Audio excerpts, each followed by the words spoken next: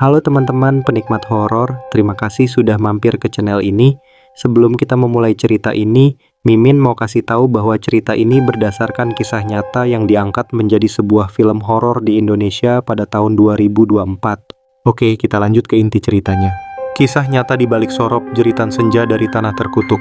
Di tengah hamparan pedesaan Jawa yang sunyi, di mana setiap embusan angin membawa bisikan misteri dan setiap sudut menyimpan kisah-kisah purba, berdiri sebuah rumah tua yang kini diselimuti aura kematian. Disinilah kisah sorop bermula, sebuah narasi horor yang merayap dari kepercayaan lokal paling gelap hingga menjadi jeritan visual di layar lebar. Ini adalah alur cerita tentang dua jiwa yang terpaksa menghadapi warisan terkutuk, sebuah janji gelap yang dilafalkan saat senja. Kepulangan di tengah kematian yang merayap. Kisah dibuka dengan suasana yang sudah kelabu. Hanif diperankan oleh Indra Birowo, seorang pria yang tampak modern dan sedikit skeptis, bersama adik perempuannya, Isti, diperankan oleh Sharifah Danish, dengan wajah sendu dan tatapan yang kerap gelisah, kembali ke rumah masa kecil mereka. Rumah itu berdiri kokoh namun usang, terasa seperti kapsul waktu yang menyimpan kenangan pahit. Alasan kepulangan mereka bukanlah reuni bahagia, melainkan kewajiban yang memilukan, merawat Pak Dekair, diperankan oleh Widi Dwinanda, paman mereka, yang terbaring lemah di ranjang, dikerubungi oleh penyakit misterius yang menggerogoti tubuhnya tanpa penyebab medis yang jelas. Sejak langkah pertama mereka menginjakkan kaki di tanah desa itu, Hanif dan Isti sudah merasakan anomali. Udara terasa lebih berat, suara jangkrik di malam hari terdengar lebih nyaring, dan bisikan angin terasa seperti gumaman tak kasat mata. Tatapan penduduk desa pun terasa menyimpan sesuatu, campuran simpati dan ketakutan yang tak terucap. Mereka menemukan Pak Dekhair dalam kondisi yang mengerikan, tubuhnya kurus kering, matanya cekung dengan sorot ketakutan yang mendalam, dan terkadang ia menggumamkan kata-kata tak jelas, seolah sedang berdialog dengan entitas yang tak terlihat. Tak lama setelah kedatangan Hanif dan Isti di suatu senja yang suram, tragedi pun memuncak. Di tengah remang cahaya yang merayap masuk dari jendela, Pak Dekhair menghembuskan napas terakhirnya. Namun kematiannya bukanlah kematian biasa. Kejang-kejangnya begitu dahsyat, matanya melotot seolah melihat sesuatu yang mengerikan di ujung napas terakhir, dan sebuah jeritan tertahan keluar dari tenggorokannya yang serak, sebelum tubuhnya limbung tak bernyawa. Peristiwa ini yang disaksikan langsung oleh Hanif dan Isti bukan hanya duka, melainkan sebuah percikan api yang menyulut teror yang akan datang. Itu adalah kematian yang penuh pertanyaan, berlumuran misteri dan ketakutan, gelapnya sorop dan bangkitnya arwah gentayangan. Pasca kematian Pak Dekhair, suasana di rumah itu berubah menjadi neraka. Duka mereka bercampur dengan ketakutan yang mencekik. Hanif mencoba rasional, berusaha mencari penjelasan logis. Namun Isti, dengan kepekaan yang lebih tinggi, merasakan kehadiran yang tak kasat mata semakin kuat. Suara-suara langkah kaki kosong di lantai atas, pintu yang terbuka sendiri di tengah malam, bisikan nama mereka di telinga saat mereka sendirian, semua itu mulai menjadi rutinitas yang menyiksa. Puncak dari teror ini selalu terjadi saat sorop, senja menjelang maghrib tiba. Ini adalah momen yang paling ditakuti. Kamera dengan dramatis menangkap perubahan cahaya di langit.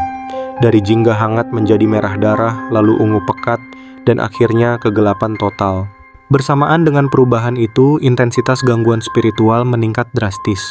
Lampu-lampu mulai berkedip, benda-benda bergerak sendiri, dan hawa dingin menusuk tulang menembus seisi rumah.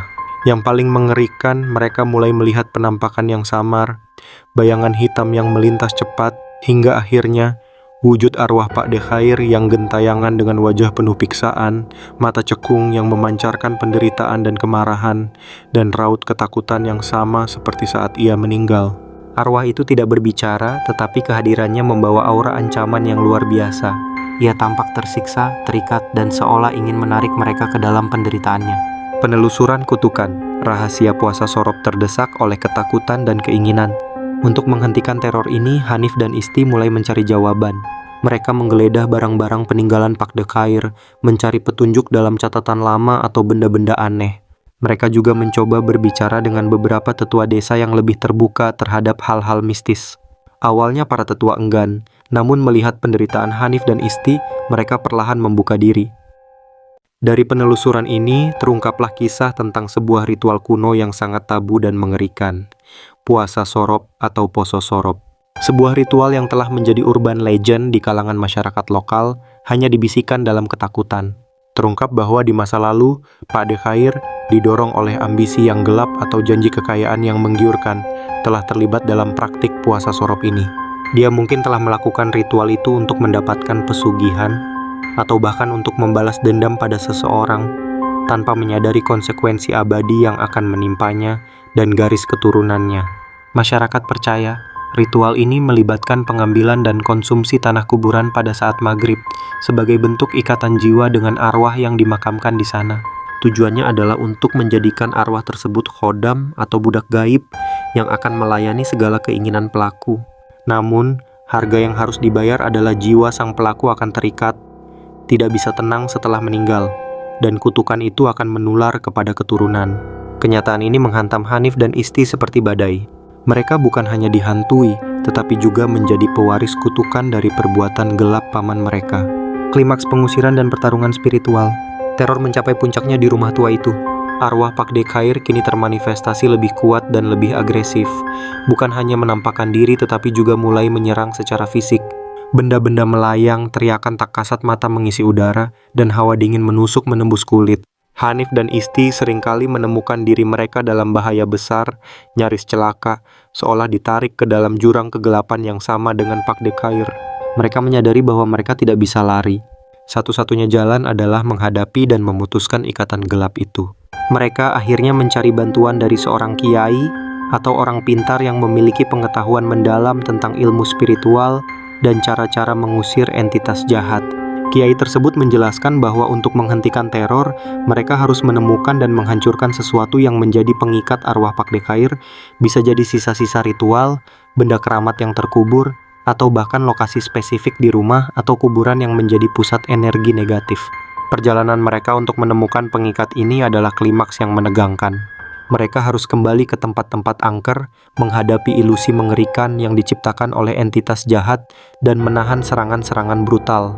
Mungkin ada adegan di mana mereka harus kembali ke kuburan tempat Pak Dekhair mengambil tanah, atau menemukan ruang rahasia di rumah tempat ritual itu dilakukan. Pertarungan bukan hanya fisik, tetapi juga pertarungan spiritual dan mental, menguras habis kekuatan mereka.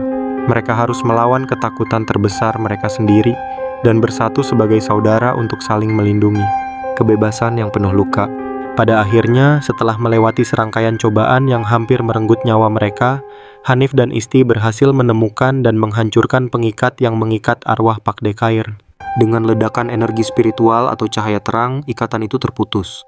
Arwah Pak Dekhair yang tadinya penuh penderitaan, mungkin menunjukkan tanda-tanda kelegaan sebelum akhirnya lenyap, menemukan kedamaian yang lama dinanti. Teror di rumah itu mereda. Suasana kembali normal meskipun aura kelam tetap membekas. Hanif dan Isti mungkin berhasil selamat secara fisik, tetapi pengalaman itu meninggalkan bekas luka yang mendalam di jiwa mereka. Mereka tidak akan pernah bisa kembali menjadi orang yang sama. Pandangan mereka tentang dunia berubah total. Menyadari adanya dimensi lain yang selalu berdampingan dengan kehidupan manusia. Film bisa berakhir dengan mereka meninggalkan desa itu, meninggalkan rumah yang penuh kenangan dan teror, mencoba membangun hidup baru di tempat lain.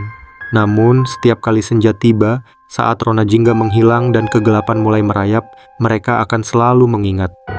Sorop bukan lagi sekadar waktu, melainkan sebuah peringatan abadi akan kutukan yang pernah hampir merenggut segalanya. Sebuah kisah tentang konsekuensi dari nafsu gelap dan bagaimana masa lalu dapat menghantui hingga ke generasi berikutnya, terutama di saat senja yang mencekam. Jika kalian suka dengan video seperti ini, jangan lupa like, comment, share, dan subscribe channel ini agar kalian tidak ketinggalan konten selanjutnya. Terima kasih.